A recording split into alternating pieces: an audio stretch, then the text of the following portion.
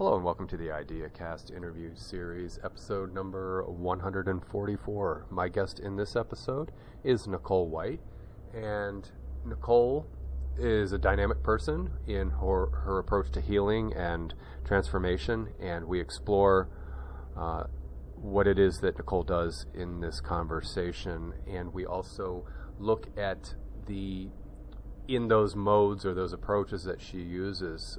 We talk about who she's working with and the outcomes. We discuss a little bit of that as well.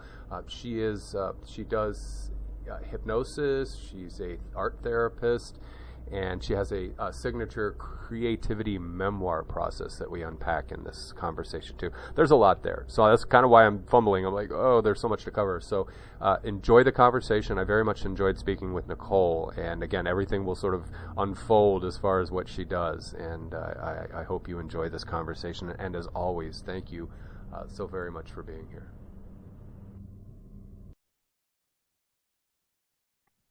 And I'd like to welcome Nicole White to the IdeaCast interview series. Hey, Nicole. Hi, Justin. Good to see you. Good to see you. Great. Glad to have you on board. Thanks for having me. Yeah, I'm glad. I loved our pre-meet. I love I always research my folks, obviously, and I really appreciate what you're doing. And so I think you will be a welcomed fit to the show and to the guests that I've had historically. And so I'm looking forward to our forthcoming conversation here. And also welcome to the YouTube audience. Appreciate you all so much for being here, and especially subscribers. Those of you who are subscribed to the channel, welcome back and glad to have you. Okay, so Nicole, let's be traditional here for a moment, and let's find out about you, and let it lead up to where we will carry the conversation with regard to Raven Arts Center and some of the wellness programs that you work with and run. So let's find out about you here. All right, awesome. Thanks so much, Justin. Well, I am, as they would call, a multi-passionate entrepreneur. I have this creativity side of me that's always been there, and then this health and wellness side. And I believe that the two are hand in hand. The healthier we are, the more it leaves room and space and wildness for creativity. And the more creative we are, the more that's nurtured within. I think the more that leaves space to want to do the things that make you healthier mentally, spiritually, physically, all of those things. So I really kind of mesh and mold all of it. And I think sometimes my art classes, they're like, I didn't know I was signed up for therapy. And my wellness folks will be like, I didn't know I got signed up for creativity. So I kind of love that. I kept them very separate for a while, but now I'm really looking for ways to integrate them even more, and and some point soon also just put them under one website instead of two separate websites. Okay.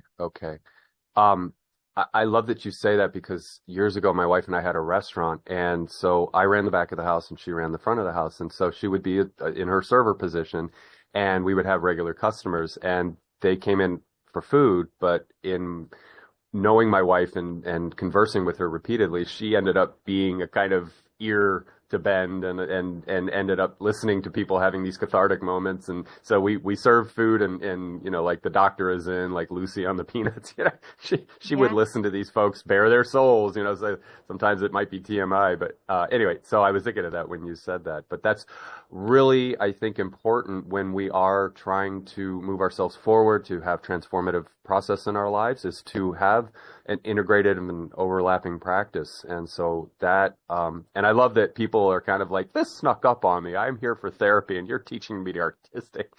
So that's awesome that you could be that little bit of, I don't want to call it subversive, but you get in there and voila, suddenly you're artistic. Now, is this Renaissance for you? Is this what you've done most of your life, or were there other iterations of Nicole that professionally, or has this been a long journey to get, where you are now? It has so many reiterations. I knew as a young person I was creative. I struggled in school and I loved all the creative things. So anything I could take, pottery, drawing, photography, music, any of those were amazing. And I instantly loved it. And I grew up with, yeah, you're creative, you're an artist, but you better make a living. You Yeah. better do something to make a living. And so that was really in the back of my head for a long, long time. And so I was a secretary, did retail, serving. I did a lot of those things. Again, like a lot of the wellness work I do is in many ways like reparenting. So what's really interesting is a lot of folks who knew me 30 years ago, sometimes they're like, you're unrecognizable because I'm such a different person than I was. I was very Wow. closed in, very depressed, believe it or not, didn't talk very much, and just, kind of had my dark night of the soul Mm-hmm. very young, just struggling through low self-esteem, just all those things. And I think all these different things that I've learned and I've gotten involved in, and I've always been like a teacher. So for instance, I was shuffled around in school between like the really smart classes and the not so smart classes. And so I'd fall behind in the really smart classes, but in the not so, whatever ones, Mm-hmm. I wound up being like a helper because I would just burn through everything. And then like, what am I going to do now? Oh, you need help. I'll help you.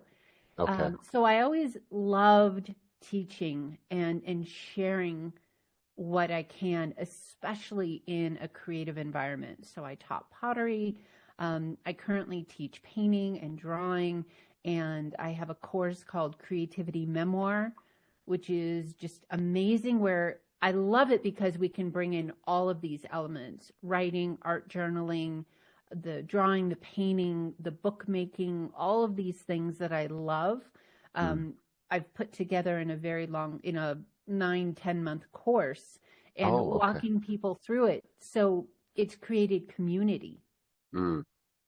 And I remember the first time I ever really had a sense of community was when I was doing pottery. Because, if you know anything about pottery, you need a kiln, you need wheels, you need all this equipment. And not a lot of people could have all that equipment on their own. So there'd be these studios that I'd get involved with. And it was just amazing.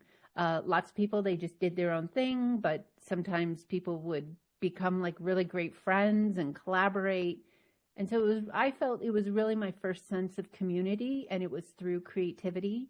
And I just love that. And I love building that for folks. Like I've got a great little community right now of women, and they're going through Creativity Memoir and another course where we're doing watercolor. And it's not even work. I'm just so excited to show up for it every class. So I love it. That's I don't know how typical this is that what you're doing, but I think it's fascinating and makes so much sense that it's multimedia or um, functional in terms of art or discipline, I guess might be a right word, that you can get people exposed to and immersed in all these different things. And I think that's so awesome because, it's one thing to take an art course and learn pastel chalk or, watercolor or sculpting or anything like that. But to have this integrated system where they're moving from course to course, that's so expansive and so enriching. And therein lies some therapy too, right? Because then you're getting into uncomfortable areas. Like you might be good at chalk, but next week, origami or, whatever you're Yeah. doing. Oh, wow. Yeah. So that's really cool that you're doing that. How many years have you been running that system, or is this relatively new? So Raven Art Center was a real life little art center in Albuquerque. And Okay. then, of course, in, 2019, 2020, everything got shut down. Hmm. And I kept the website and I just kept it going remote. And it was interesting. During that time, I also wrote my latest book, Finding Your Angel, which is not religious. It's just very Yeah. spiritual. And the creative community became even more important. I was at the time president or vice president and then president of a book binding group. So making handmade books and journals and art books. Okay. And many of them are like, okay, we're just going to disperse. I'm like, I'll do it. I know Zoom. I've run online classes forever. Whoever Hmm. wants to show up, we show up. And it was a lifeline. It Wow. was just a lifeline. Hmm. It's, and, I think a lot of wonderful things can come out of terrible things. And so Hmm. now I'm fully remote, and occasionally I'll go and I'll travel and I'll do workshops, and it's fantastic. And then my community, they're all over. It's really not, it's really not a group of people that could get together each and every week, but we can online. And I try to make the classes as in-person feeling as possible, with the Hmm. added bonus of people have their home studios, Right. which for any kind of creative, it's essential to have a creative space in your home, even if it's just a little TV tray where you leave your supplies out and you at least, play with them a little bit every single day. Yeah. Yeah. And my wife has a room to herself for that. I'm more like doing stuff on the computer. I don't have, oh no, actually, where I go is outside. My yard is a garden, A and garden. yeah, especially when the weather's not morbidly hot here in Florida. And I'm in this panic mode right now where I'm the time, clock's ticking as far as the heat and humidity coming back. So I've done so much in the last few weeks to get everything ready for just sitting back and watch everything grow. So yeah, I get that we have to have our space for creativity. We And, do. it's such a grounding, thing to have that space too, I think. I I think do it's want number to, one. yeah, I do want to pin Finding Your Angel for a moment and Yeah. talk about Raven Art Center a little bit more. But yeah, I do want to open that up when we feel like we've given Raven Art Center enough exposure. And also to the audience, I want to say that both of your channels, Nicole, will be down below. You have your wellness channel and you have the Raven Art Center. And I was perusing some of that before when I was researching your work. And so to everyone, those links will be available to there, and you can go in there and taste a little bit. And I'll have your websites as well that we can link out. So yeah, all relevant information will be down below. So now that we're back out of the plague and COVID-ness, are you finding, where are you with like remote or online, and where are you with like in person? Is it integrated now, or are you skewing towards in person again, or what? How's that shaking out? Well, what I've got, I moved very remote. Met my partner, gosh, that was 4.5 years ago, and we Mm-hmm. lived together in a very little town. And he renovated this amazing space, and so I mean, I have a studio now and my little office. So my hypnotherapy, I decided keep it online. It's actually better. Yeah. It's actually Okay. so much better than an in-person office, going someplace strange smells, strange people, and then you got to drive home after this very intensive Yeah. process. And with the art, I was thinking, oh gosh, that's going to be a problem too, but it's actually not, especially for my ongoing groups, because again, it emphasizes your home studio, kitchen table, little, side table is the most important studio in the world. It's more important to have that space that you can go to every day than it is to just go to some amazing retreat center one weekend a month, immerse in art, and then do nothing for until the next class. Mm-hmm. So it's actually been wonderful. And I do plan on doing some retreats and some live classes. So I've got a couple places, one more local, one in, it's considered Berlin, New Mexico, Okay. and then working into a couple other retreat centers as I grow that. So for individual classes and for like intensive gatherings for the Creativity Memoir course. Okay. Okay. I not so much anymore, but I used to follow live railroad cams, so you could just sit and watch choo-choo trains. And Bellin has one of its own cameras, and it's a rail yard, so there's multiple tracks on there, and Yeah. usually a lot of activity. So Oh, funny. I it's know a we famous town. Yeah, for train people, it's a famous town. there's always trains. There's always trains in that area coming Yeah, back on that freeway. It's like there's a huge train. the Okay, big train there's yard. always. Yeah. Yeah, well, the Oh, train that's people funny. like it. I'm not one of them. But I love transportation, aviation, all that stuff. So anyway, I watch that cam once in a while and check in on it. So yes, I do know Bellin by way of the, but yeah. So, um, Gosh, I just derailed myself on my train tangent. I apologize. Where am I going? Where am I going? And you're in the land of enchantment. So do you do like outdoor remote when the weather's cooperating? Because that's got to be really. I was in Santa Fe about 7 or 8 years ago, and oh my gosh, that was just so gorgeous. Yeah, it is. Uh, And I do. It's called plein air. Some people add yeah. the French twist to it. And I have started with oil painting, doing the plein air, uh, getting the four-wheel drive, and we are 5 minutes a four-wheel drive into the middle of nowhere in any direction. So I finally got my pochade box, which is, it's got the easel Okay. and everything that you need for outdoor. And I'm starting to post a little bit of that on Instagram, and the Instagram is Raven Art Center.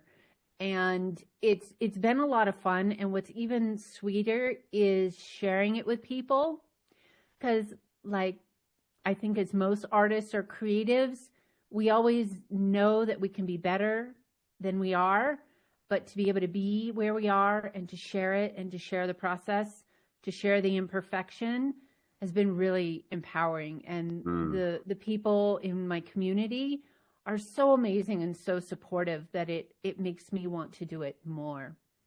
Um, so yeah, and I do eventually plan on having a plein air retreat out in this area. It is definitely, I think it's coming up in 2026 because it is Okay. an amazing area. Oh, I'm sure. I'm Yeah. sure. And I love that people are supportive because that's the last place you want to have a pecking order or some kind of, you know, people looking at your art and say, well, Yeah. you're an Yeah. artist. Huh? So that's Yeah. great because that would get me. I'd show up because I have flatline art, right? So You I would have be more than really, you think. You have way well, more yeah. than you think. I've hand drawn a couple of things before, but yeah. I Yeah. mean, I'm being dramatic, but I love that that's supportive and because wow, you can really elevate people that way and bring them up. And I also love your online idea that was born of the plague, the COVID experience Rona. and that, yeah, Corona. Um, Rona. I just call it Rona. Rona, okay, yeah, that wicked gal Rona. She was just what was it, the trickster that Young talks about. Yeah, she showed up and just stirred things up a little bit. Oh So, yeah. Oh yeah. my wife and I are so reclusive that we went through COVID and we're fine. Oh, we have to shut in? Okay. Twist my arm. Yeah, Nice. a little Nice. commentary there, but yeah, Yeah. we did not mind. And I say that acknowledging that it was very upsetting, especially for younger people. This was not something that they should have gone through. So, but in my jaded Irish humor, we were both like, okay, and granted, we did live in Florida, so a little less restrictive here, but we self-restricted. We didn't want to either expose people or be exposed. So, Yeah. yeah, what a novel, interesting experience for our Yeah. culture. But And what it's I was funny, like, careful what you wish for. Oh, I just want 3 months to uh, paint. yeah, I just need time to Here, have a myself, and couple years. yeah, we're gonna lock you down, kid. Yeah. But what I'm seeing and appreciating is that with the online art classes, and we have a beautiful, wonderful Center for the Arts here in my town that I live in. We've been members. I don't know if we let it lapse, but we've been members for several years. Their art classes are amazing, but they're also several $100s for a few weeks. And I get that. I totally, there's no, griping about it. It's what the reality is. But that you can afford or grant people the affordance of that affordable environment of having everything they need in their own studio, not having to go to another studio and get all the material costs and, one static teacher that has to show up. So I'm imagining that that's a savings over again like a $400 or $500 course that we have here, which if it's a good class, it's worth signing up for. But if Yeah. it's something that you can do online with your own resources and enough people are pooling together that it makes the teacher's time worthwhile or your time Yeah. worthwhile, the mentoring. Yeah. Yeah. The in-person classes, and again, I did many. I ran my own center. I taught at other places.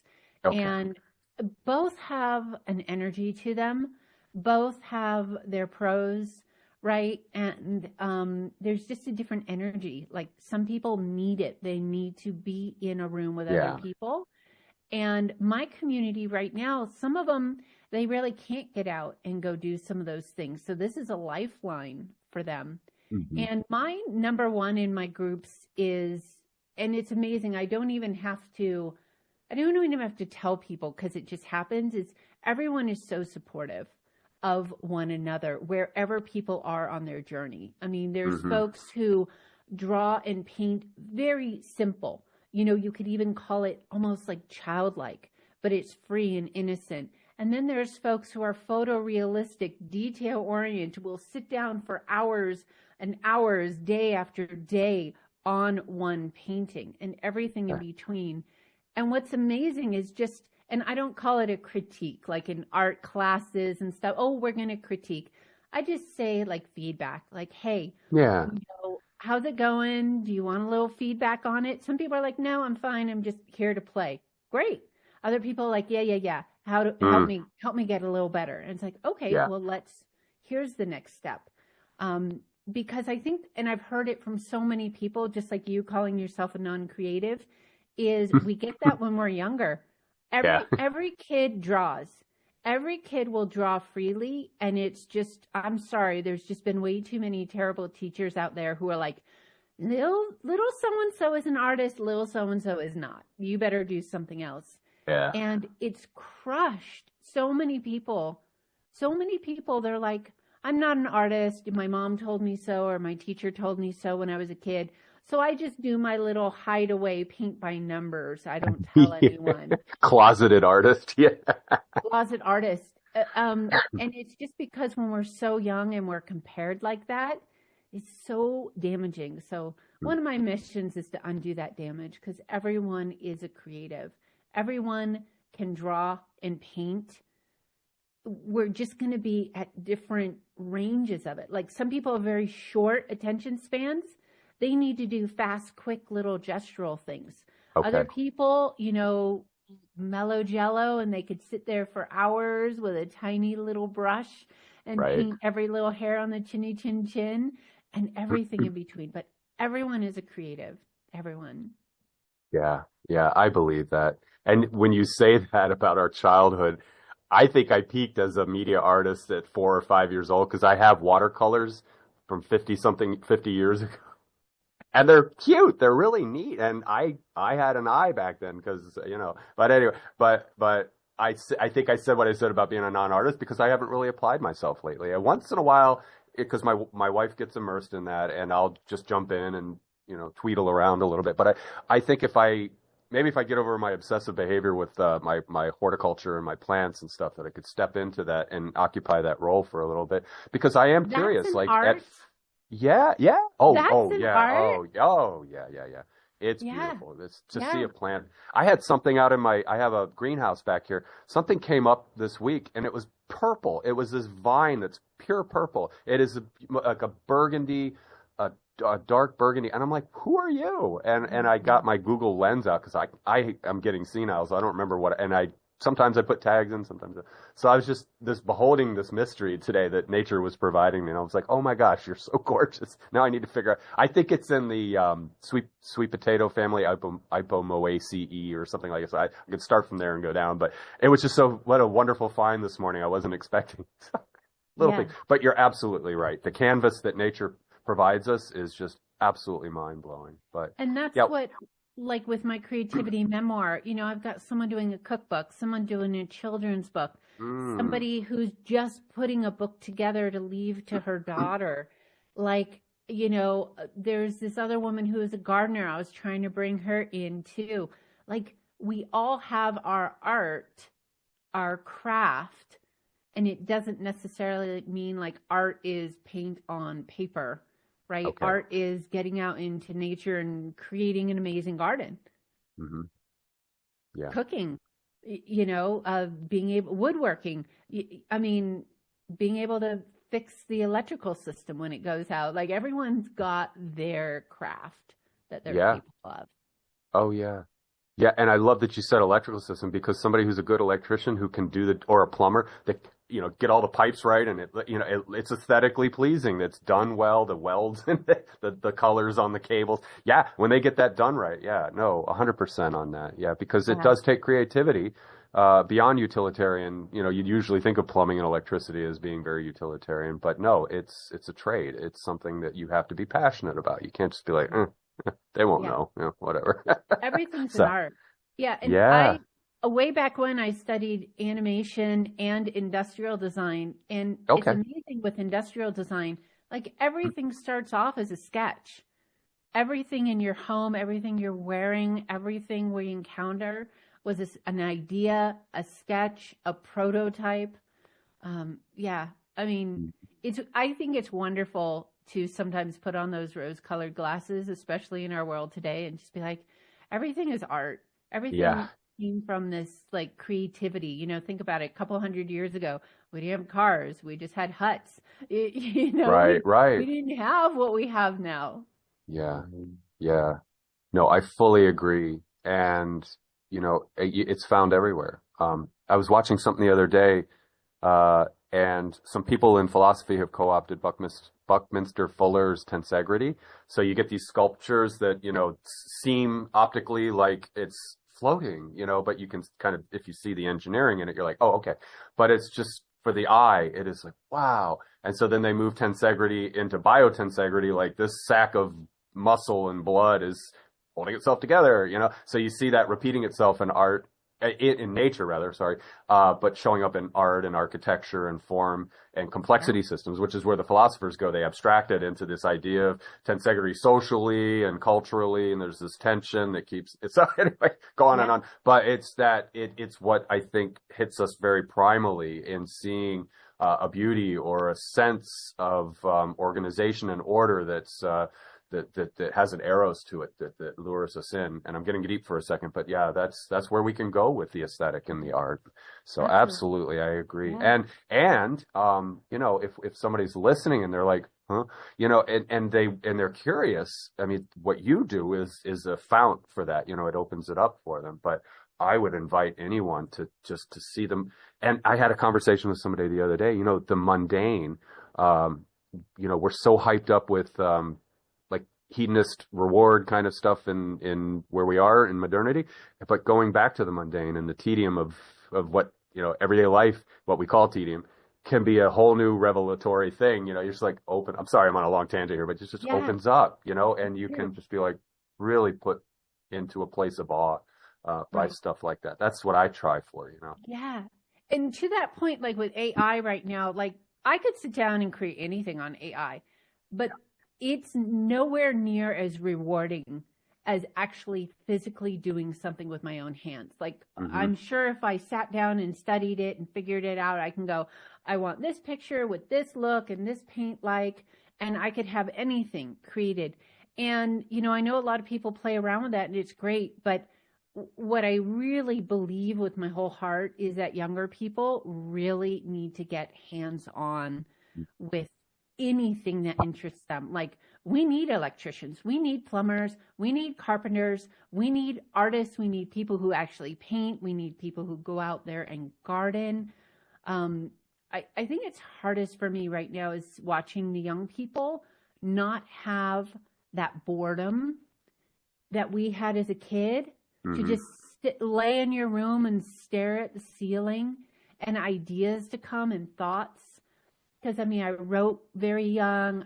I drew and painted and all these things and learned to knit and crochet. And the more and more I'm on the computer, the more I crave to get off of it and in the physical. And, a lot of the folks, in my current class, they're in their 60s and 70s and retired in the Creativity Memoir. And it's wonderful because they're just, we use the technology to connect, but there's no trying to talk them into grabbing pen and paper or paint and all that. But younger folks, it's rough.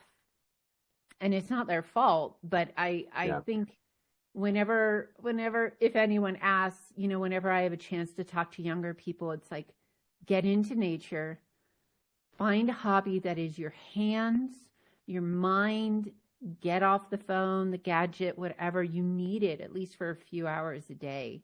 Hmm. Hmm. I couldn't agree more. I couldn't agree more. And what I find interesting, you and I are probably not that far apart in age, is that we know life before all of that. We know Yeah. life, like you said, in the 70s or the 80s, where you're just out in the field or you're in your bedroom and you just got this time. And we weren't like, attention economy with a device, and I get that. I get because I'm on the computer a lot, but what I try to do is feed the head with decent positive things while I'm online, and not what amazes me is like TikTok, and they're just like 30 second, 30 second, 30 second, 30 second, 30 seconds.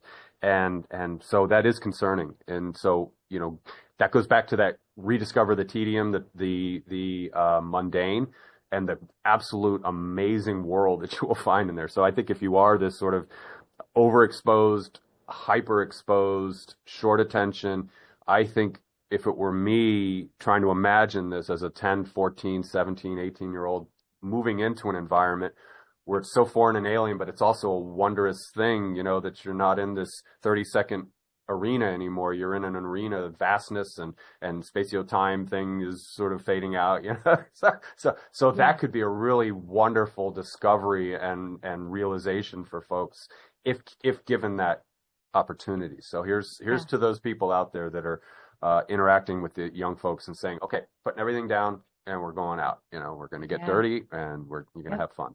Yeah. Yep. Yeah. So, Yeah. I did a mural project with a charter school many years ago. okay. And I was kind of blown away because I walked in and all the kids in all the classrooms were on tablets.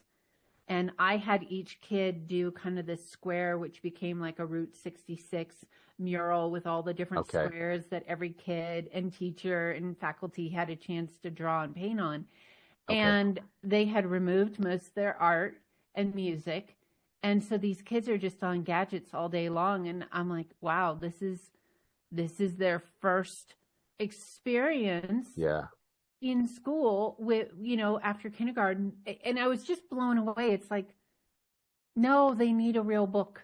They need real pen and paper. There's nothing like pen and paper. I don't care how the gadgets get. There's nothing like real things in real life that teach you things that the digital just can't, and especially for these young brains. So, if I were to move into a city, I would be like doing like nature journaling and things like that with the kids. It's like, let's get outside. Yeah. No more gadgets, pen and paper, and let's go explore the world around us. And, I wonder what's out there. What does it remind me of? What can I do with this? Yeah. Yeah, absolutely. And I feel it's the same for adults too. Like we just need time in the physical. And art is just a beautiful way of doing that. Gardening, cooking, some kind of hands-on skill. Mm-hmm. Mm-hmm. And if If I could, go ahead. if I could, I would go even more remote, turn everything off, and just be a human. Yeah. Gee whiz, no cell tower here. Oh, well. I know. We're going to do like the old folks did back in the 20th century. That's right. What? That's right. Way back then. That's right. Oh my God. No, I was wondering, like, we're concerned about, the youth. And so if I know what we went through, if they reject and rebel in their teenage and adolescent years and they're like, maybe they will, align and, find themselves, in the tractor beam of what's novel, what's different, how can we be edgy and break away from the normative and all this kind of stuff. So here's to that. Here's to the and it'll be novel, and they'll be like, oh my God, did you know that if you drive, you'll see there's a river, and you can get in the river and you get swim and tube and all these things. Is like, oh, okay, yeah, that's cool. That's cool. I haven't done that in forever, so I'm glad you reminded me of that wondrous experience. Thank you. Yeah. you take Yeah. it for granted as having been immersed in it. So here's to that. Here's to them just coming up with these wonderful experiences. I see that a little bit in the millennial generation. Now they're starting to move into their 30s and 40s and stuff, but like they were discovering things that, we took for granted, and they're like, this is, like vinyl came back. I mean, what the hell's up with that? Vinyl, 8-tracks never made it back, but Right. they've got, Yeah. and now vinyl is expensive. I used to pick them up in thrift stores for, $2-3. Now they're 30 or 40. I'm like, oh, Wow. there's a downside to popularity, but I don't buy that Wow. much vinyl anymore. I still have my stuff I have 40-year-old collection in my other room. So anyway. Really? Wow. Yeah, I kept all my vinyl from high school, and I'm kind of glad I did, because it's a sort of time capsule. I'm like, oh yeah, I used to listen to this, and I think I had, for 1980s, I had pretty good, appreciation for what was out there. So, anyway, I wasn't edgy. I wasn't like, there were I called them the trendy kids in school, and they were all like Einsters and Neubauten and, Prefab Sprout and all these kind of edgy little, you never heard of them kind of hip bands. I wasn't that cool, but I had my place. And I typically ask people like, what's the future? But you've laid out a lot of future imagineering of what your art center is going to be doing. So I don't think I need to ask that question, because I think we've covered that pretty well. But if there is, before we move on to your book, if there's anything like that you are imagineering, and I'm borrowing that from Disney because I worked for them for a while, but if there's that creative process is in flow with you, plein air, and maybe working with younger folks if it's feasible. But is there anything else on your radar? Anything else that you? So like with Creativity Memoir, I think that there's so many people who think about writing a book or putting together these important pieces of their life. Like my grandmother, my mother's mother, had written a book of poetry in 1989, and she's been gone about 15 years. And just a couple weeks ago, I pulled it out, and there was a poem about one of her friends, and I reached out and sent him the poem, and sent a poem to a brother.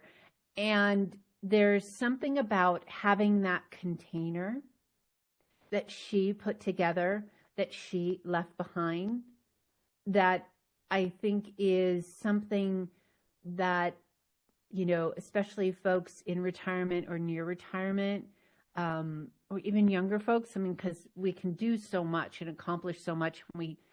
I don't know if you feel this, but I feel like every decade is a different lifetime now. Yeah. It's like my 40s, that was weird. The 30s, that was something. 20s, that was, whoa. Yeah. They're chapters, right? Yeah. Right?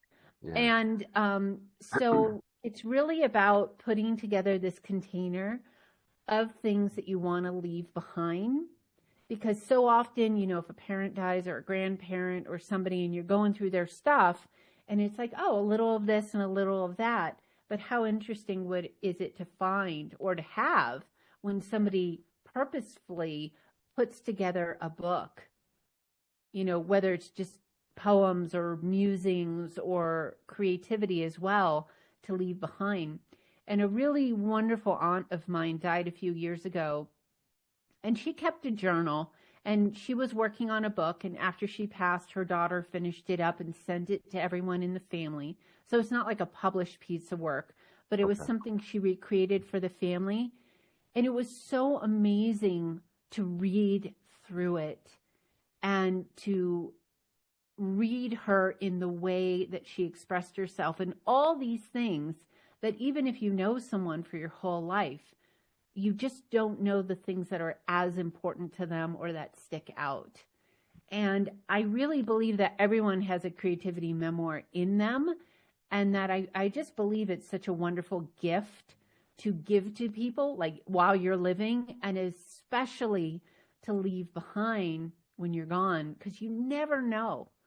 You never know how much you mean to somebody else, and to leave that part of you to someone for them to go through is amazing. I've had a few family members who do it, and now 2 of them have passed, and it's like, I love that I have this little container, this little book of each of them, and that their heart and soul and every bit of them is in it. Like they come alive reading it and going through it. Yeah. people like to talk about does the soul survive death and all this and that. It's like, well, if you do a memoir like this, yeah, there's not much controversy there, is it? Or Yeah. the memories are retained. Yeah. So I Yeah. totally agree. I totally agree that Yeah. that's such a wonderful, especially if you have a strong family and a big family and they, there's that connection. That Or, helps the mourning and the grieving process to yeah. know. And even if you don't, like I don't have children, Hmm. but there's still this pull of capturing certain things and creating certain things because, what if my story helps somebody else just kind of live their life a little easier? Hmm. If my story helps someone go, well, I'm no good at painting, but I love it and I want to do it anyways, and Hmm. it gets them to do it. There's a saying, it's like the only bad art is the art that's not created, right? Yeah. Yeah. Yeah. Absolutely. Yeah, Absolutely. yeah. No, I agree. And I'm glad that you added that because we didn't have kids either and I don't really have a lot of family and that doesn't matter to me because that's like if this show stays on Google or YouTube forever, then people can I don't want them to be worried about me, but I want the conversations to live on and that people like you and I put them together and that they have a life of their own. And that to me is a nice legacy. And it has nothing to do with me as a person. It's just the conversation that exists. And to leave that to future generations, especially people who are putting their devices down and getting out in the woods Yeah. after they watch this conversation. After. But yeah. Well, I love what the creativity memoir and the multimedia art or however you want to multifaceted approach to art. That's so awesome. It is just so cool. Now I do want to maybe that might be a cheesy way to segue into your book, and we'll talk about that for a little bit, and then I want to talk about your wellness practice, before Okay. we wrap things up in a little while. But so tell me about the book. So the book, let's see if it'll come through the blur. So Finding Your Angel. Okay. This is my second book Oh, and okay. self-published, which I love being able to self-publish. Hmm. I don't have to deal with the letters of rejection or somebody coming in Yeah. and changing it. You also have full ownership Yeah, you're not of your indentured. stuff when you self-publish. And you know what? Unless you're a J.K. Rowling or a Stephen King or something like that, you don't write a book to make money off it. You write a book because it's in you and the other things that come about the book. And it's rewarding. It's so rewarding to be like, oh my gosh, I spent 3 years on that. And like, whew, there it is. Like, there's the Yeah. fruit of my My labor, baby. Yeah. right? And then every once in a while, someone will reference the book or something like that. And it's like, oh, whoa, cool. Okay. Yeah. It didn't just go Yeah. by the wayside. That's awesome. Right. Right. But the book came out of Rona. Okay. This was before I was with my partner and I was living on my own when it all started, just me and my dog and my cat. And it was scary. I was Hmm. always someone who could and loved a lot of alone time, but Okay. that took it to another level where you Yeah. couldn't go to a coffee shop and sit there or in the grocery store and have a little chat with someone you see. It was a whole different level. Yeah. And I was in a collaborative paper doll, creating a paper doll project, and it became an angel and it became something that I talked to. So kind of like someone would talk to God or spirit or light. And, for me, it's not religious. It's just very spiritual. Yeah. And so I just started looking into angels and reading about them and creating them. And then this whole process came along. The book started as just a card with this paper doll angel picture on it and a little card about the asking process. So the Mm. book is in essence, like you have a problem, you state the problem, Hmm. you ask for help, gratitude, and then you move on with your day. Hmm. And it's amazing. I mean, there were days it was so hard. I'm crying, I'm sobbing. I don't, is life even worth going on? Like everything's so Right. scary, everything's going to crumble, especially if you listen to the news. And so I just came up with this process like, dear angel, I'm feeling terrified. Please take this feeling from me and help me just focus on painting or drawing or connecting with someone today. thank you, thank you, thank you. I mean, it started as that. That's like the essence of it. Ask for what you want instead of what you're experiencing. And I mean, I really, it just goes into a spiritual realm, because I would do that practice, and 30 minutes later, an hour later, I'm immersed in something, and I'm like, oh my God, I was just crying and thought it was the end of my life 30 minutes ago. Right. And now I'm okay. So, take of that what you want. It worked for me. And the book, again, it just started as a few-page pamphlet. And then as I was working on it, it just got bigger and bigger and bigger. And it's a playful book. There's room for creativity in it, very spacious, lots of stories, lots of quotes. And it just felt like a really wonderful process to get in. And it literally helped me get through that time, and then be open to, meeting my guy and all the different things that have happened since then. Yeah. Yeah.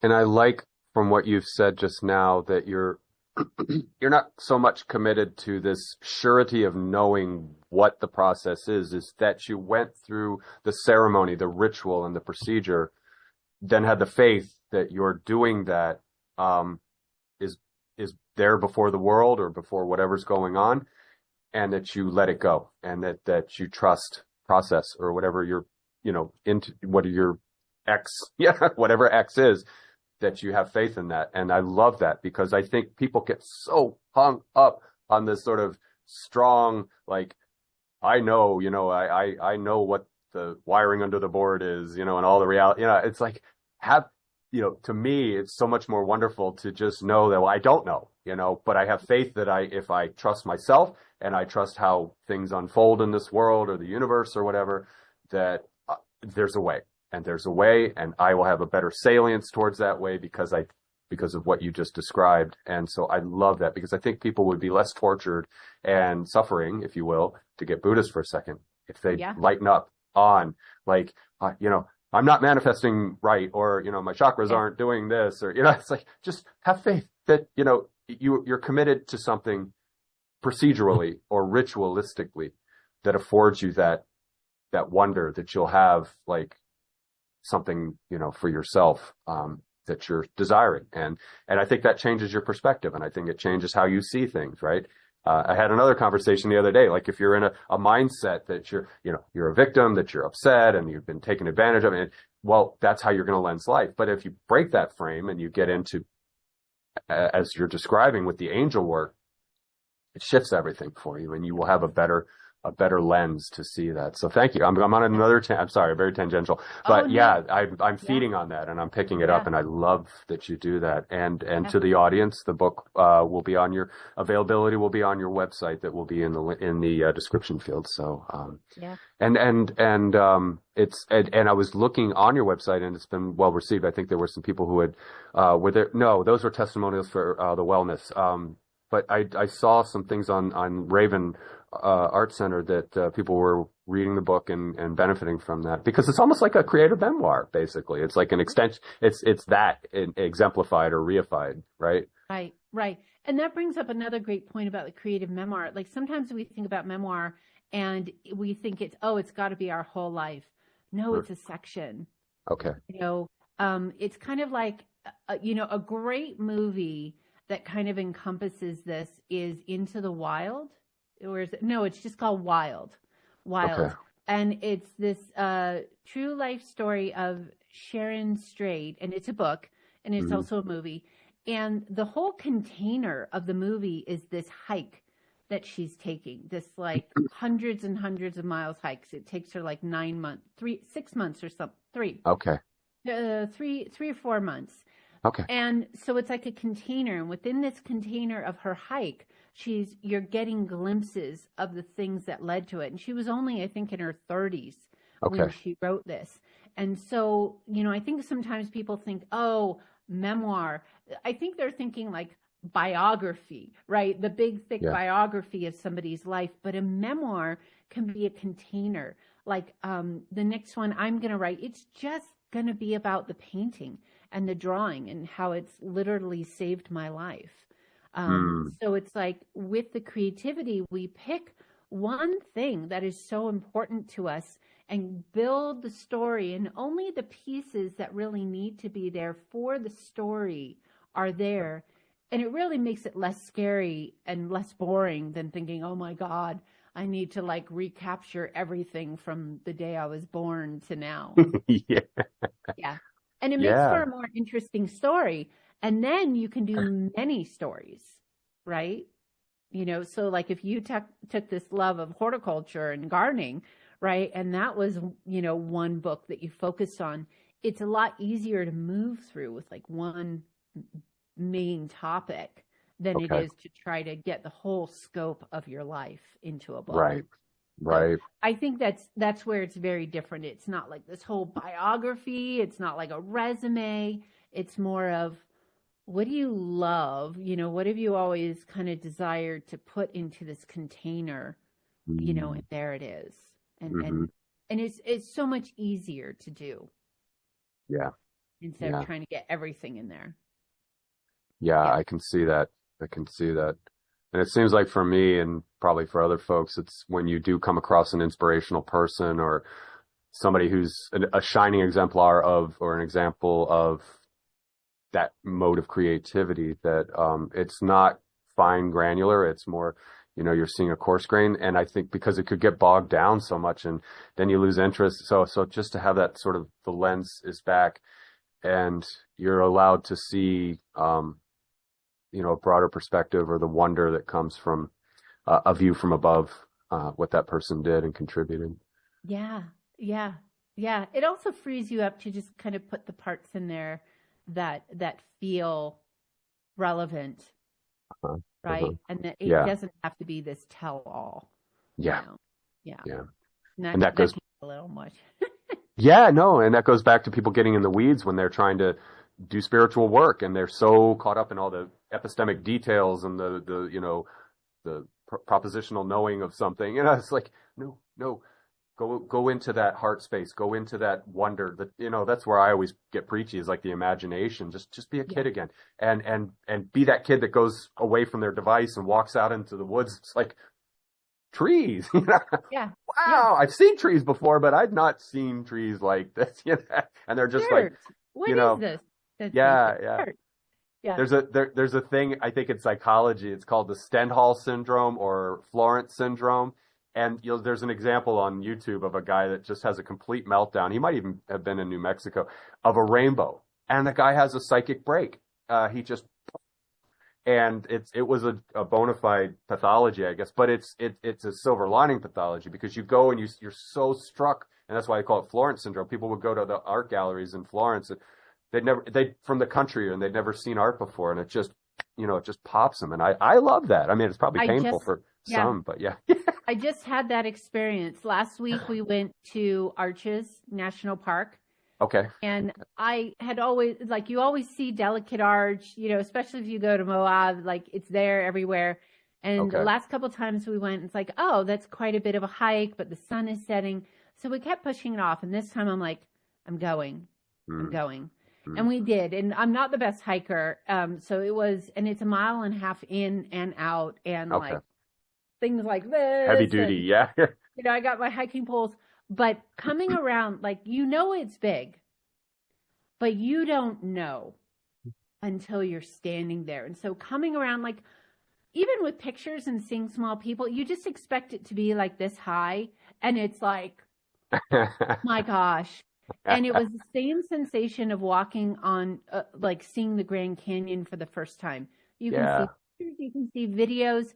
Nothing prepares you for its grand majesty and being there. And it was such a spiritual moment. Like, Mm.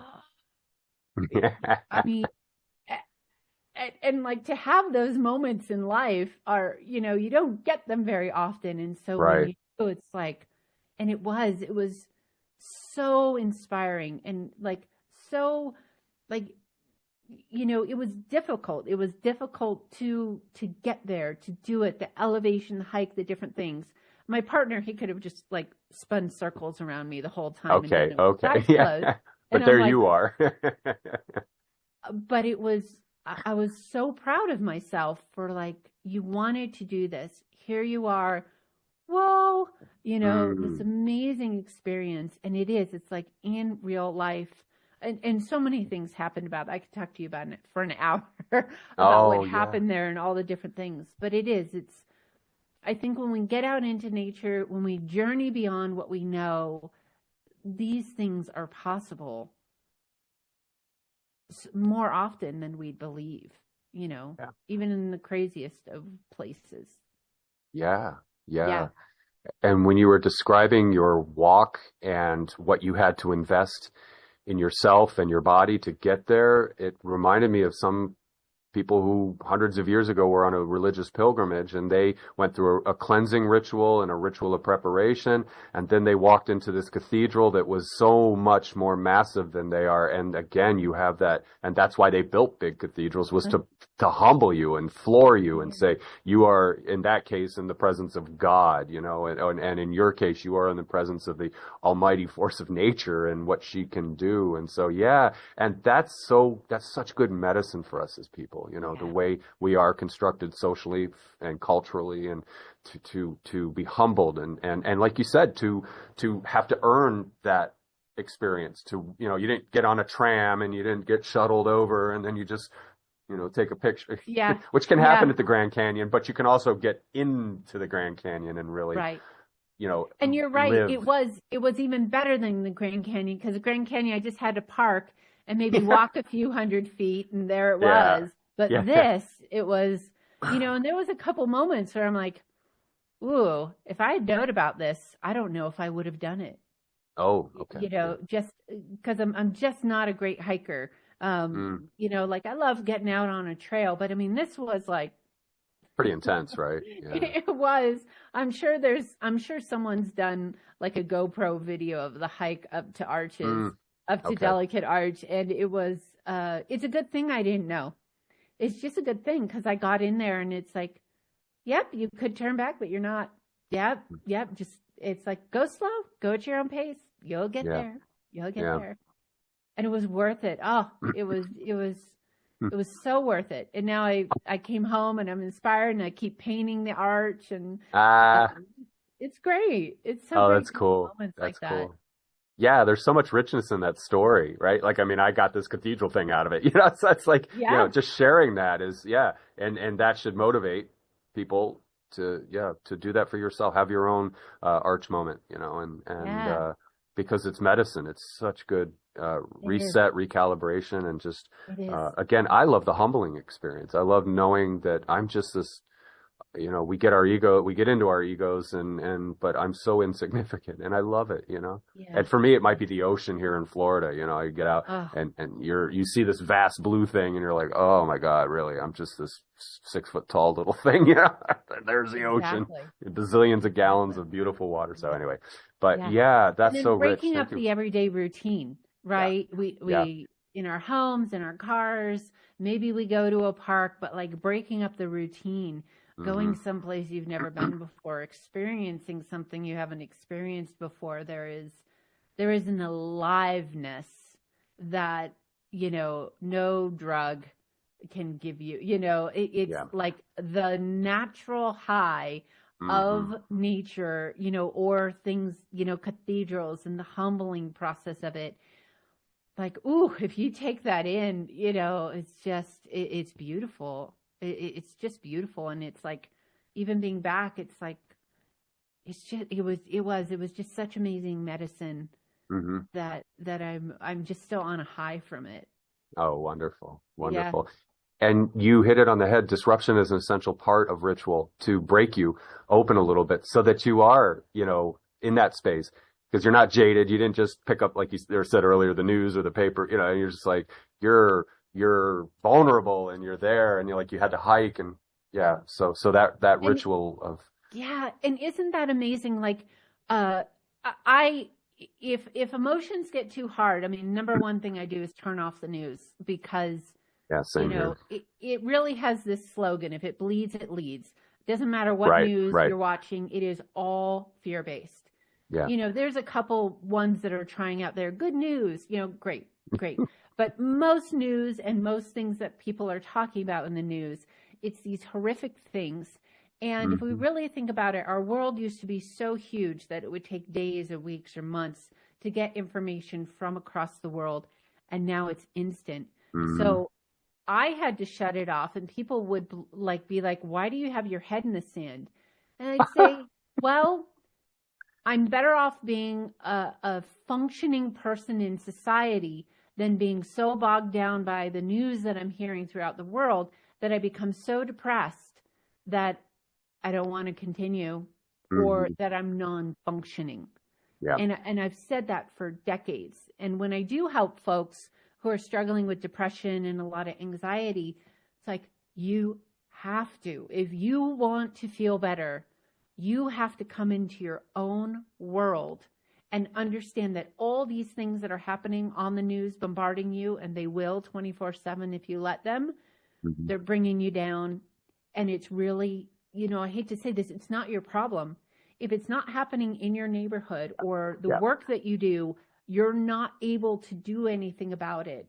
But it's paralyzing you. It's making you angry. It's making you hate your neighbor. Whoa, that's, we got a problem, right? Yeah. Houston, we got a problem. Yeah. Oh, I completely agree. And I've been on that soapbox for decades too. And it used to be that I didn't like the voyeurism. You turn the TV on and there's some horrific family crime that occurred in Iowa, and I'm in Florida, and I'm like, I don't need to know about this. You're exploiting a family tragedy for commercials, and that's, to me, I'm cynical, but that's what it's all about, is commercial revenue. So the amygdala capture, the fear, the anger, the outrage, all the stuff that they're fomenting in us is for commercial revenue. And I don't want any part of that. I taste just enough to know, stay somewhat tethered. But really, and a lot of it's cyclical. It just repeats itself. There's nothing, it's like creativity and invention in the movies or something. They've done all the movies now and they're just redoing them, or Cars, like all the Cars are sort of remakes now. Yes, that's like, it's just looping at this point. So I don't think I'm missing anything. You can't, if a comet's coming and it's going to wipe out the Earth, I might want to know, because I'll crack open a bottle of wine with my wife and we'll sit and watch as we get, vaporized. That's probably something I would consider important. Or if there's a new Rona coming around, I want to know. But other than that, I'm with you. What did they say you were? You were disconnected, or you're out of touch, or what? Okay. Yeah, my head in the sand. Yeah. Sand. Oh, burying your sign head me up. in the sand. Yeah. Sign me up. Yeah. Oh, I know. Because, I know. And anywho. I mean, for folks who've listened to me on that, because some people, they wake up, the first thing they do, turn on the radio or the news, and they fall asleep to it at night. And I've been a coach or a counselor for decades. And I'll say, you know what? Give it a try. 1 week, put on music, put on something soothing and lovely, and you will notice your whole state of being is so different. You're less anxious, less depressed, less angry, because you're not dealing with the whole world.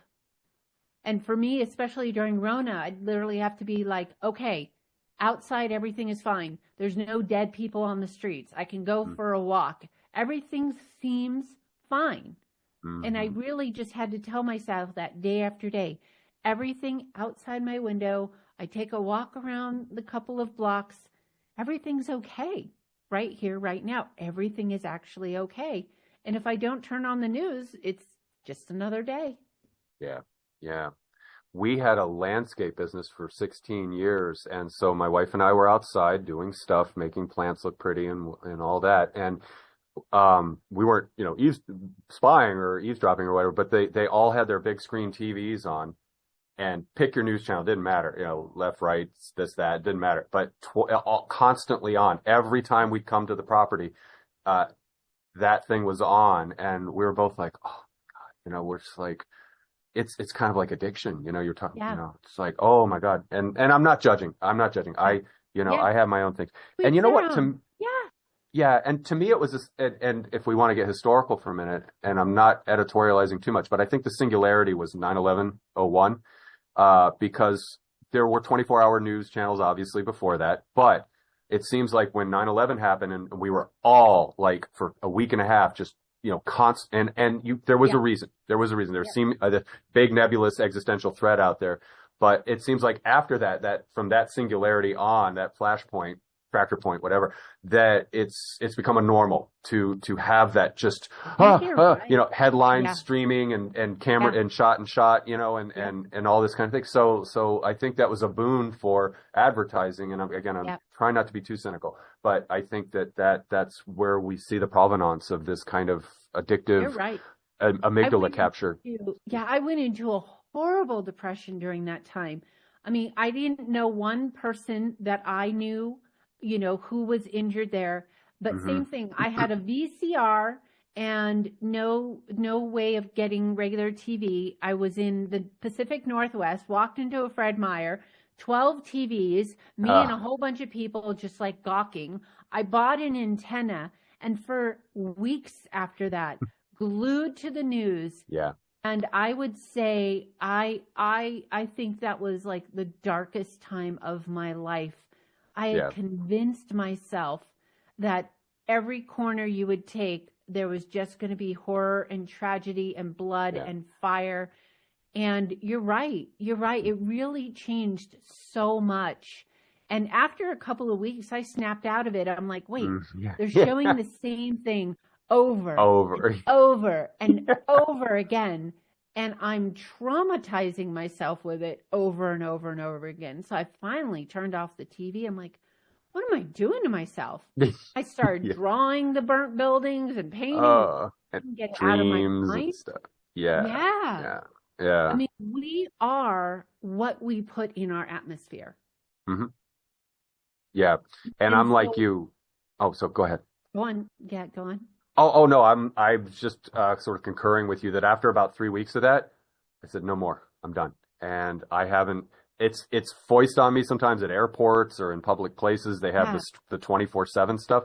And, I try my best to ignore it, but I have not voluntarily since 9/11, 2001 or October, late October. I've just said, that's it. I'm done. I've had enough because like you said, it was a psychic injury that was real. And I don't judge it one way or another, but I don't want any more of that. I don't want any more of that. So. It's so funny. I have such a hard time if I go into a restaurant and like you said, the airport, like places that constantly have TV screens going all the time and you can't get away from it. I mean, they put it at some gas pumps. It's in some grocery stores. And I'm like, oh my God, this is overload. I didn't ask for it. I didn't turn on this channel. Yeah, it is intrusive. It's intrusive for sure. And think, it's you at a restaurant, don't you want to like talk to the people you're with as opposed to like, because I don't know about you. If the TV on, I'm like a zombie. Oh yeah. I can't talk to someone and have the TV on. It's like one or the other. We're watching a movie or we're talking. One or the other. Oh yeah, I've been in restaurants and not so much the news, but there's a ball game on and it's baseball or football, and I'm like. And the women at the table are having a good conversation. I'm like, I'm being a real adult here. I'm being adult. Take your eye. But I'm like, oh, pass play. It's you have to kind of like I need blinders, like a big hat in a restaurant to not.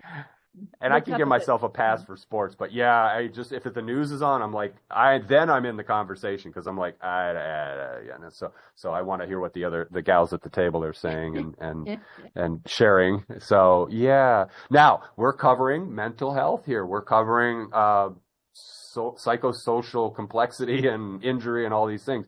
Good segue. And we've been at it for about an hour and 10 minutes. So let's give you some proper time for Nicole White Wellness, and then we'll bring this in for a landing. But let's talk about, we've talked about a lot that I think orbits around what you're doing. But if you want to share a few things from your wellness practice that will be again included, let's do that before we wrap up the conversation. Sure, absolutely. So I was a holistic health coach for a long time, helping folks reverse prediabetes and even type 2 diabetes. It is a food-related dis-ease, and there are just amazing, nurturing ways to reverse it. And I think we're seeing some of those things happen now with ingredients matter. And that was what my first book about. My first book is called Upgradeology. And it's Okay. really about clean foods, like eat what you want, but clean. Read the ingredients. If you don't understand what the ingredients are, they're chemicals and your body can't process it. And that's why we're seeing the level of dis-ease and obesity Mm. is, because you see a lot of people, I know a lot of people like, oh, I'll drink the Diet Coke or the Diet Pudding or the Diet this. And that stuff's actually worse. It's chemicals. It's confusing your body. And if you want to think about it, it's basically you're like, I'm hungry. I don't know what that is. Let me store it for later. I'm hungry. Mm-hmm. And a lot of like very obese people, believe it or not, they're malnourished. And it's Yeah. why there's this insatiable appetite to keep eating, especially these foods that hit the bliss point, sugar, fat, salt, Right. where you just have no control of being able to stop yourself because they engineer it that way. Yeah. So I did that for a long time. I won't go too much into my history, but a huge history of just horrid depression, anxiety, Okay. um, panic attacks. I mean, you name it. And this is in Okay. my 20s and 30s of, I don't really feel like I got a youth, which is why my adult life, it's like, oh, I feel better today than I did in my 20s, just Mm-hmm. because a lot of what I've learned over the years. And so the hypnotherapy, it kind of came naturally, and I studied it in 2017, and now I'm a clinical hypnotherapist. And what it does, the hypnotherapy that I do is, you'll know this, like when something is going on in the garden, something's not going right, you have to go look at the roots, Right. right? Right. You have to sometimes dig the whole thing up, look at what's going on, aha, put it back in, now I know how to help you. And so this particular form of hypnotherapy, instead of it being I'm talking to you, I'm talking with you. So I like to share with people, it's much more of a meditative state. You're not going anywhere. Your eyes are closed. We're talking back and forth. And so say there's anxiety, or, you don't believe you're creative or whatever it is, there's a root cause and reason for it. Most of the time, either from a trauma or from our young lives. And so what I do is I literally uproot it. Let's look at it. What's your problem now? And what are some of the memories from the past? And we connect them.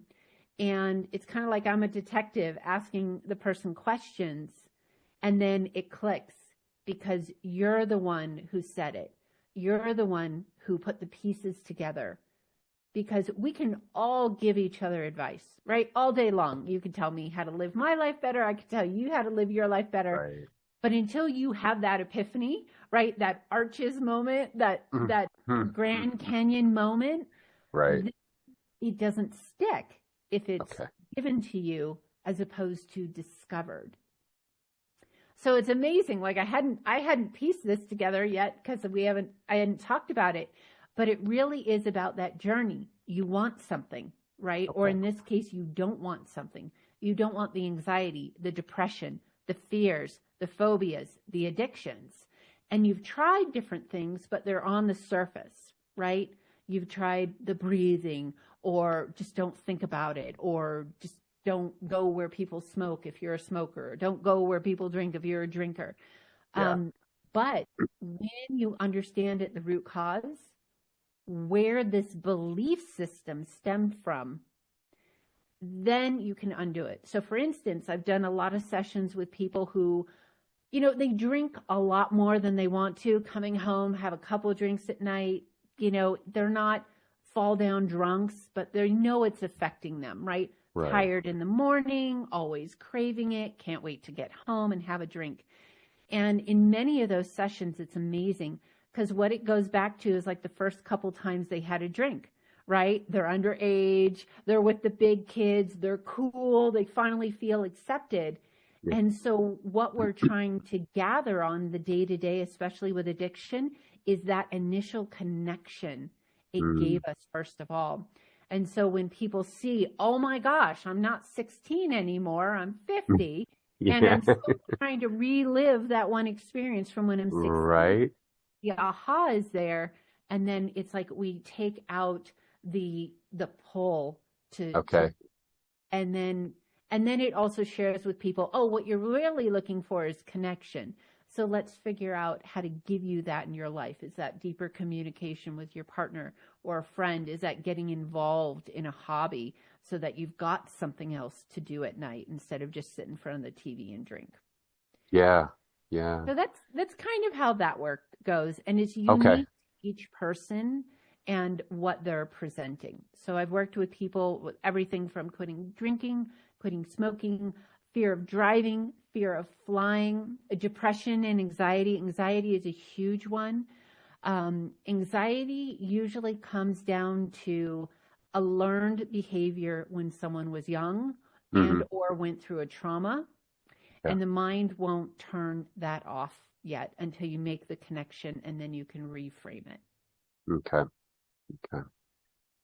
When you were talking, and I love that you brought this up and to into the light that, when we have a persistent habit with alcohol in the instance that you provided, that you can go back to that origin story of those, really exciting days, those halcyon days of your inebriated career, and it reminds me because, and I have a dark past with that kind of stuff, is I had friends that they never crossed the line and injected heroin, but they knew people who did, and they, that was being kissed by God, basically, and everything else was chasing the dragon. After that one orgasmic, incredible, mind-blowing experience of that heroin getting into your system, that you spend the rest of your life trying to recreate that one moment. And so we jokingly, and I abused narcotics with my friends back then, I never got addicted, but in fact, I made sure I only did it once every so often. So I wasn't susceptible. But we called it chasing the dragon because it was just you would get on this kind of baseline buzz, but we never crossed that line and put dirty needles into our bodies or anything like that. But so anyway, so it reminds me of that, and I think that if somebody's working through substance use disorder or whatever, that's one thing to really think about. There's a whole lot more to it, but yeah, I'm for really serious things. But I like that you brought that out because that's some of the things we used to acknowledge when we were abusing drugs. Is it's Yeah. like you're chasing that honeymoon thing that you had, and be soberly aware of it as much as you can when you're doing drugs. Yeah. So yeah, that's really important. Yeah, and it's fascinating because 12-step is I think it helps a lot of people, but it also Hmm. holds a lot of people down because the first thing you're supposed to do in 12-step is step up and go, I'm a alcoholic, I'm a drug addict, I'm a overeater. And we are what we repeat in our heads. And so, I've talked to a lot of people and helped them who've been in 12-step for a while, but still teeter. And it's like, you need to start mentioning, like this one person I'm helping right now. It's like, you need to speak up and say, I am so many years sober, not I'm an alcoholic, because again, we are what we repeatedly think and do. And so if you are wanting to release the addiction, you can't, it's kind of like, you're a jerk if somebody gets out of rehab and you're like, let's go to the bar. Right? Yeah. You're a jerk. And and you don't want to go do that. Just like, if I know someone is struggling with something, if someone struggles with sugar or gluten or whatever, if they come over to my house, I'm not going to make those things. I'm not going to be the temptress, because you have plenty of that. And so a true ally is going to notice that and be like, hey, how can I help you? Let's go somewhere without drugs, alcohol, cigarettes, whatever, whatever your thing is. And for me, it was sugar. Like, whoa, and right now it can be in front of me and I'm okay. But there was so many times I couldn't, it's like, I see it, I got to have it. And so I'd lock myself away and not go anywhere because I didn't want the temptation. Yeah. So addiction in all of its forms and all of its levels is a very difficult thing, but it really comes down to a lack of connection. At its root core, it's a lack of connection, which is why you're trying to get this kind of altered state, be it sugar, cigarettes, drugs, alcohol, pot, narcotics, certain other addictions, things like that. TV, we're addicted to our phones. We've got our kids addicted to social media. The OCD is out of control with the young people, and I believe it's a social media disease. They're just so obsessed with is anything negative about me going to come up on social media? And it's their lives because all their friends and schoolmates are on it. And it's rough. I don't understand how it's not regulated, or how, anyways, that's a whole rabbit hole. Yeah, we could have really. But I agree. Reel it back in. I know where you're going, and I agree. I agree. And to sort of add my little tuppence to that, first of all, I would say to anybody in the audience that's listening, if you are in that if you call it recovery phase, and you're moving into a life where you are abstaining. I've been alcohol and substance free for about 8 years, and this goes back to something I said earlier. I love the subtle, mundane life of not peaks and troughs, no excitatory, a roller coaster, the dopamine thing, which again, that's what phones are doing now instead of heroin and things like that. Yeah. But sobriety is wonderful, and the tedium and mundane life that because I was there. I would get anxious if I couldn't have access to alcohol, and I was like, oh, I wouldn't. Who wants to be sober? I'll puff a little of this, So, but if you can move through that, which is it's a lot of work, but sobriety is wonderful. It's absolutely wonderful. It's better than any drug, better than any high you could ever. And I've done everything. I've tried everything. You don't have to come down from that high when you get to the high. You get to linger with it, and you feel great in the morning. Exactly. So there's a lot to be said. There's a huge rainbow at the end, or light at the end of it, whatever metaphor you want to use. There's a lot there waiting for you. Yeah. And you exemplified that by your trip to the Arches or anything else, a trip to the ocean, and to be able to draw near ecstatic feelings from something that subtle, like seeing the ocean, seeing an arch. That's where it's at. Because everything else is just chasing the dragon. It's just going after that thing, like you said. Yeah. And so, here. And I like to tell people, like, it's not your fault. Wow. It's, it is, you can choose to do something about it, but, don't think that you're a less than person, with having these issues. I mean, I'm still working on my stuff, and I love it, because I love getting to see where I am now versus where I was. Like, it's worth it to me. And, somebody said something to me once, and I love it. My friend Phoebe, she said, everyone's got their blueprint. And so it's kind of like the people who are going to listen to your channel, they're wanting a certain something. Somebody listening to a different channel, they're wanting a certain something. And I don't think it's good or it's bad. It's just a matter of, and this could be a totally different conversation too, of, I don't know if you've ever listened to people with past life regression. I mean, with past life, near-death experiences. Yes. Mm-hmm. Just like, they're literally saying the same thing over and over again, which is life is a school, not a courthouse. You are here to experience what you're here to experience, right? You are being led in the direction you're being led for a reason. And if there's that still small voice that's pulling you towards health, or like, ooh, I've been in that entanglement long enough. I'm done with that lesson. I want to move forward. Not everyone is there. Some people are, but not everyone isn't. And again, when my friend said, everyone's got their blueprint, they come in with their blueprint. And I really believe that, because there's lots of people I've tried to help who are like, right? And so I don't do it anymore. Like, if I'll put in a few little seeds, and if I get, nope. I'm like, no problem. I will never ever bring that up again. I value you as a friend or a family member or whatever. And it's like, okay. Yeah. Like, I know how to help people reverse diabetes. And I talked to a diabetic the other day. He's like, I can't, I won't. Take my pill, take my shot. Good for you. And then basically say, well, I don't think what you're doing is healthy. I'm like, okay. Okay. Hey, that's called cognitive dissonance. Yeah, go for it. Okay. All right. As long as it works for now. Yeah. No, that's a really important point, because for transformation and change to take place in a person's life, the will has to be there. And you make a good point about whatever's going on, that there is what I would call a lure, and there's philosophers who would call it the eros. It is the desire. And if that Yeah. future you, or whatever the universe is trying to express through you, or whatever's going on, if the lure is felt and is palpable, and you feel the arrows towards the self that is you in the future, the probabilistic self, you could be the person that stays on your pills and, doesn't, I'm good. And that Yeah. there's a reason, there's something there.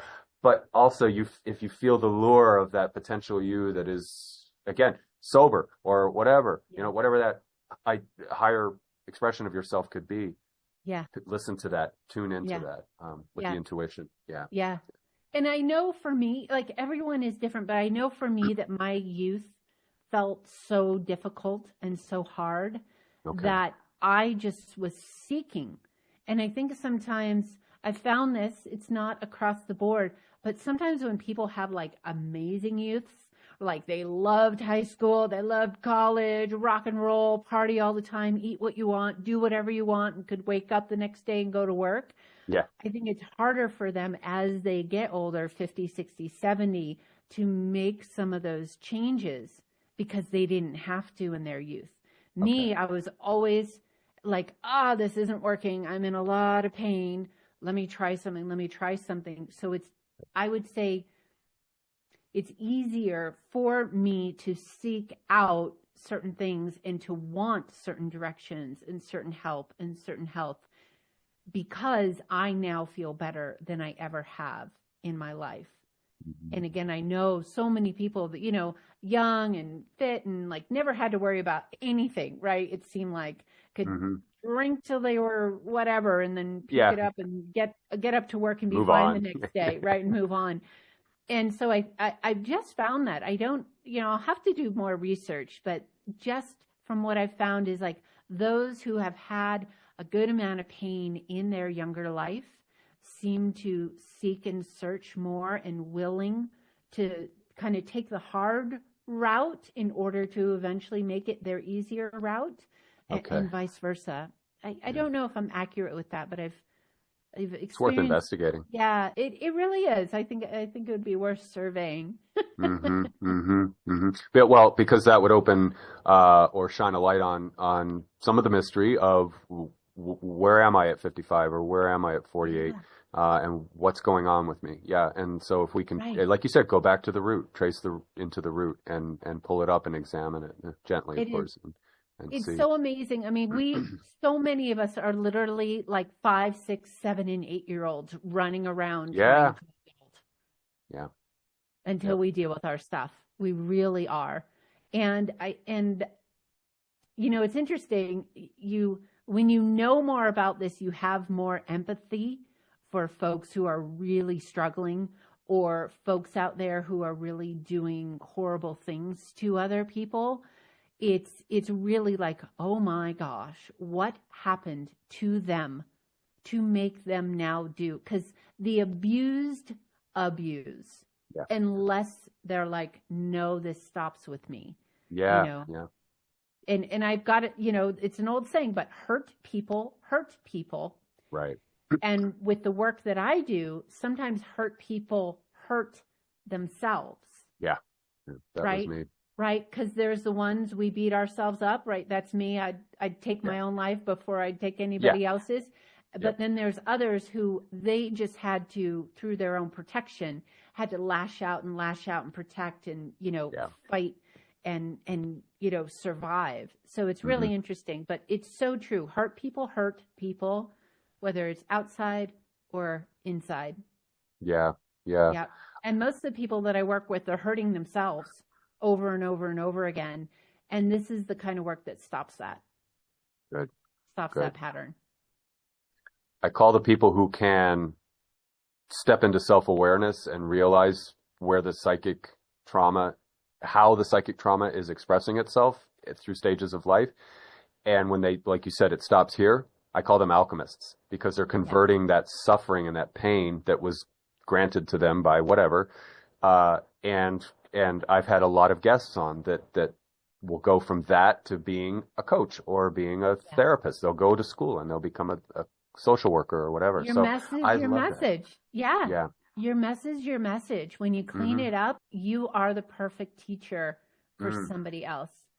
And this is like, I studied Buddhism for a while. I just, I loved a lot of it. And I don't know if this is an actual saying, but I say this to people. But it is Buddhist based, and it's like pain is inevitable in our Hmm. lives. Yeah. Suffering is optional, Hmm. right? So many of us just needlessly suffer and suffer and suffer.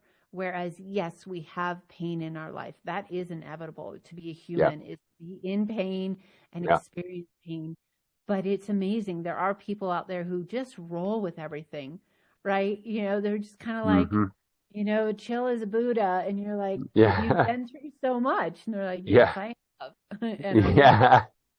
And they're at Yoda stage at that point. yeah, Yeah. yeah, And Yoda. they're flappable too. They'll have their moments. But yeah, Oh, yes. it's on a scale. Even if you're starting out, and I don't know where anybody is on the scale, but like you just said, that's the magic sauce in life is to, Yeah, I call it grace in the storm. That if you're equipped with resilience and anti-fragility, that something crappy can happen. You're you're you're knocked off your equilibrium for a minute, but then you come back yeah, and then you're good, and then you can yeah, keep going. Yeah. yeah. And it's not pleasant, but you move into it, live Yep. it, and then move through it. So Yep. yeah. And that's what I say I'm most proud of is things that used to take me into a spiral depression for weeks and months. Mm. When I recognize them, I write it down, do a little process. Like I can move through it in 10 minutes. I mean, things Wow. still get me. Things still Okay. happen. Life happens. I'm a very happy person on a day-to-day basis, but oh yeah, stuff will knock me down. But when I Hmm. go into the process, and I put a lot of it in the book, um, it's amazing that I can step out of it within like 10 minutes, That's great. where it That's really used to neat. be months, weeks, months. Okay. Yeah. Yeah. Yeah. Yeah. And Mm. that's what I want people to hear. It's like, anyone you see who's like, oh, they've got such a happy life, everything's going well for them. They've probably done their work. And honestly, everyone's got their points where they're exhausted, had enough, lash out, just having a bad day. And it's more about keeping track of those better days Hmm. than letting those bad days turn into weeks and months. Yeah. Yeah. The spiral, like you said, Yeah. just going out. Yeah. Yeah. Nicole, we've given them a lot to work with here. Yeah. But before we bring this in, is there anything that you want to either close with or a parting thought, or what would you like to end this with? Sure. If you've heard anything that inspires you here, either about the art classes, Creativity Memoir, the hypnotherapy, or anything, I always do a free discovery call. My number is on my website. You can always reach out and schedule one of those. And honestly, happy to chat with your folks, ask questions. You could look around the website. No pressure ever. Okay. Okay. All right. All right. There you go. Nicole, this was a wonderful conversation.